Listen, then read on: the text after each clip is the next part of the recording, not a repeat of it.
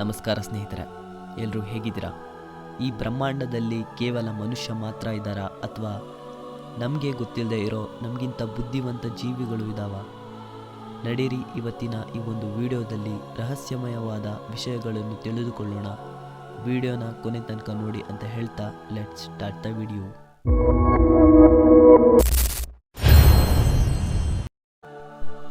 July 1977 ಅಮೆರಿಕದಲ್ಲಿ UFO ವಿಷಯದ ಬಗ್ಗೆ ಭಾರಿ ದೊಡ್ಡ ಪ್ರಮಾಣದ ಚರ್ಚೆ ನಡೀತಿರುತ್ತದೆ.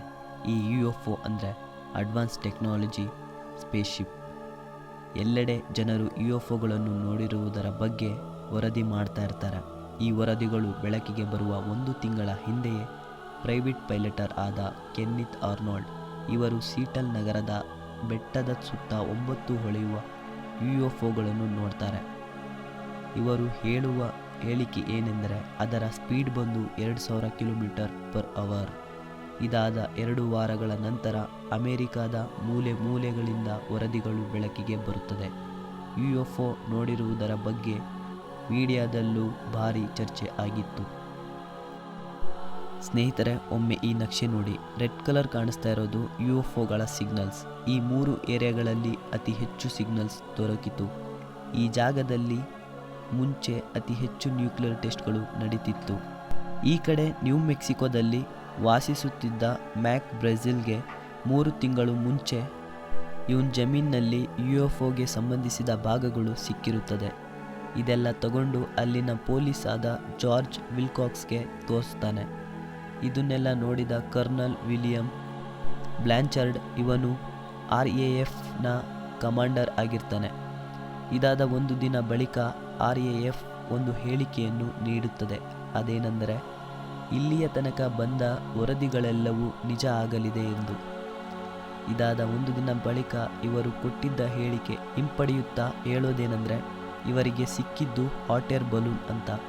ಇದಾದಮೇಲೆ ಈ ವರದಿಗಳು ತಣ್ಣಗಾಗುತ್ತವೆ. ಮೀಡಿಯಾ ಅಂದ್ಕೊಳ್ತಾರೆ ಯಾವುದೇ UFO ಇಲ್ಲ, ಕೇವಲ ಬಲೂನ್ ಅಂತ ಬಿಟ್ಬಿಡ್ತಾರೆ.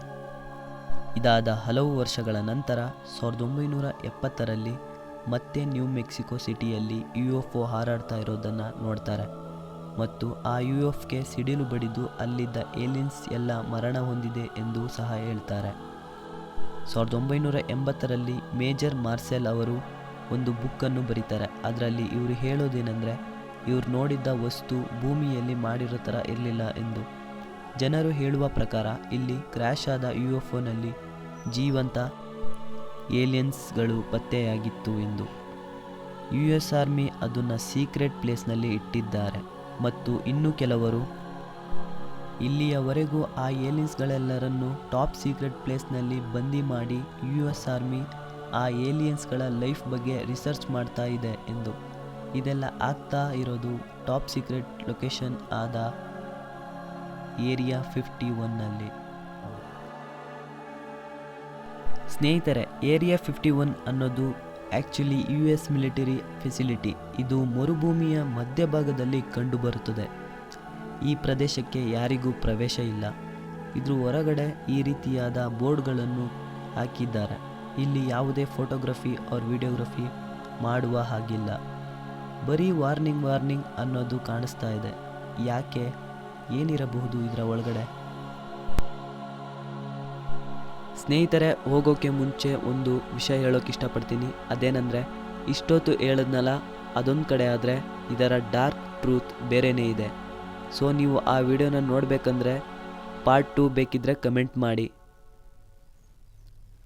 ಸೊ ಚಾನಲ್ನ ಯಾರು ಸಬ್ಸ್ಕ್ರೈಬ್ ಮಾಡಿಲ್ವೋ ದಯವಿಟ್ಟು ಈ ಕೂಡಲೇ ಸಬ್ಸ್ಕ್ರೈಬ್ ಮಾಡಿ, ಹಾಗೆ ಪಕ್ಕದಲ್ಲಿರುವ ಬೆಲ್ಲೈಕನನ್ನು ಒತ್ತಿ. ಸೊ ಮತ್ತೆ ಬೇರೆ ವಿಡಿಯೋದಲ್ಲಿ ಸಿಗೋಣ. ಅಲ್ಲಿ ತನಕ ಟಾಟಾ, ಬಾಯ್ ಬಾಯ್.